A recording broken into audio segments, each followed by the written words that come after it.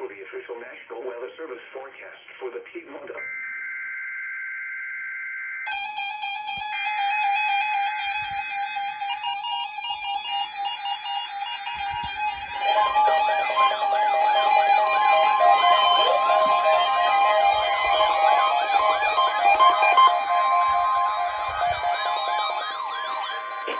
This is the National Weather Service office at Greenville, Spartanburg.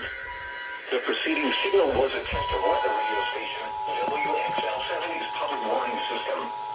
During potentially dangerous weather situations, specially built receivers can be automatically activated to warn of an impending hazard. Tests of the signal and receiver's performance are normally conducted between 11 a.m. and noon each Wednesday. If there had been a threat of severe weather, the test would have been postponed until the next available good weather day. Reception of this broadcast and warning alarm will vary at any given location.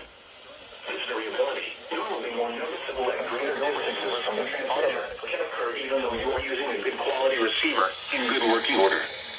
The warning alarm will be activated for hazardous watches and warnings. For station WXL70, broadcasting near Charlotte, on a frequency of 162.475 megahertz, the warning alarm will be activated for the following counties in North Carolina: Alexander, Anson, Cabarrus, Catawba, Cleveland, Gaston, Ardell, Lincoln, Mecklenburg, Montgomery, Richmond, Rowan, Stanley, and Union. In South Carolina, Cherokee and York.